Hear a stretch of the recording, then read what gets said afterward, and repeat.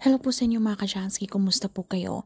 So ngayong araw na ito ay meron naman po tayong bagong ibabahagi sa inyo na kung saan ito po ay mga simpleng paraan para mas lalo pang maka-attract ng good luck na yan sa saping yaman man o pananalapi. So bago po ang lahat ay nais ko lang pong ipromote sa inyo mga ka-Jansky para po sa mga gusto ng mga pampaswerte sa inyong mga negosyo, sa inyong mga trabaho, sa inyong mga career, o kung kayo po ay mahiling maglaro ng anumang uri ng sugal, meron po tayong pampaswerte dyan. Para po sa mga interesado ay mag-PM lamang po kayo sa akin. So anyway mga ka-Jansky, napakasimple lamang po ang ating ritual na ating gagawin ngayong araw na ito. Lalo po kung malakas po ang inyong paniniwala na anumang inyong gagawing ritual ay ito ay makakatulong sa inyo para mas lalo pang lumapit ang swerte na yan. Pues subukan nyo na po ito agad. Lalo na po kung kayo po ay maraming problema sa saping pananalapi, kayo po ay baon sa utang, kayo po ay nakakaranas na kayo po ay hinihindian na ng mga taong nagpapautang sa inyo dahil hindi na po kayo nakakabayad. At ito rin po ay malakas mag-attract sa anumang uri ng meron tayong gustong i-manifesto sa pananalapi. So gamit lamang po ang asin at hiniwang luya. Alam nyo ba na ito ay napakamabisa sa pag-attract ng mga swerte at ito po ay napakamabisa pantaboy ng mga kamalasan, mga negatibong enerhiya sa paligid. Na kayo po ay nagtataka, bakit po kayo ay puro na lamang po problema ang dumarating sa inyo? Tila hindi na po kayo nakakaahon. Kahit alam nyo naman po sa inyong mga sarili na kayo naman po ay hindi tamad. Kayo naman po ay nagsusumikap sa buhay, pero bakit tila kaila po kay talang ng swerte sa inyo? So ito pong ating asin at saka hiniwang luya ay pwede nyo po itong gawin sa umaga between 6 to 8 a.m. So maghiwa lamang po tayo ng luya mga ka-Jansky, kahit nakapirasong luya lamang po, and then asin. So ito pong asin ay ilagay po natin dito yung ating luya.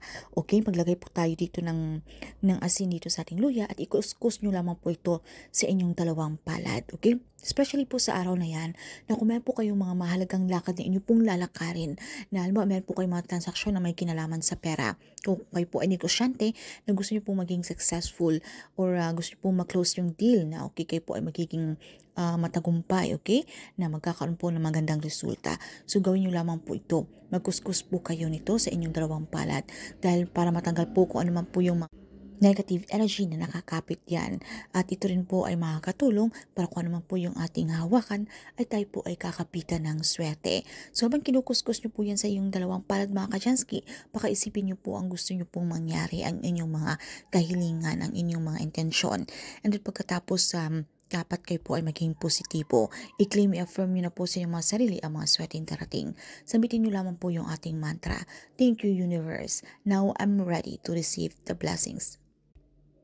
So pagkatapos mga ka-Jansky ay pwedeng nyo na po itong panlawan. So kinakailangan kayo po sa araw na yan, kapag gagawin nyo po ang ritual, kayo po ay masaya, wala po kayong mga mabibigat na mga pakiramdam na kayo po ay may mga kaaway, kayo po ay galit sa inyong mga kapwa. So dapat chill lang po tayo sa araw na yan at tayo po ay panatag po yung ating sarili. At lalo na po na malakas po ang inyong mga energy na talagang kayo po ay naniniwala na sa araw na yan, kayo po ay siswertehin. So napakamainam na gawin niyo po ito agad.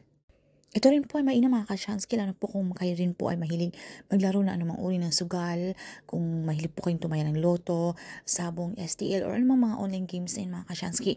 Ito rin po ay mainam para maka-attract ng swerte at para po kayo ay laging pipinasin. Pero syempre kinakailangan sa itong mga ritual ay malakas mo ang inyong paniniwala.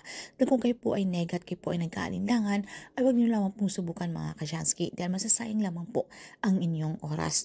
Para lamang po ito sa mga taong merong 100% trust, belief, and faith.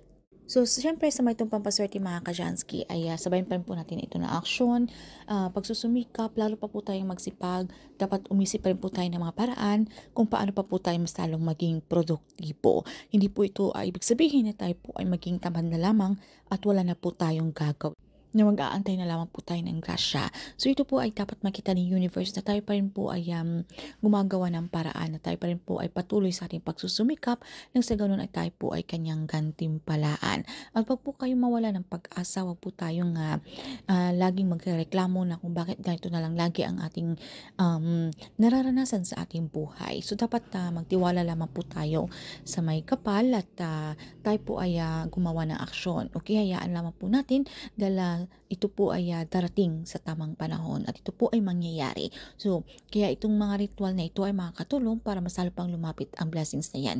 Ito po ay pinaparating natin kay universe na tayo po ay ready nang makareceive ng blessings na yan dahil deserve po natin yan. So, ayun lamang po mga ka-Chansky, good luck po sa inyo. Kung meron po kayong mga katanungan o hindi man masyadong klaro sa topic na ito, ay paki-comment na lamang po sa ibaba.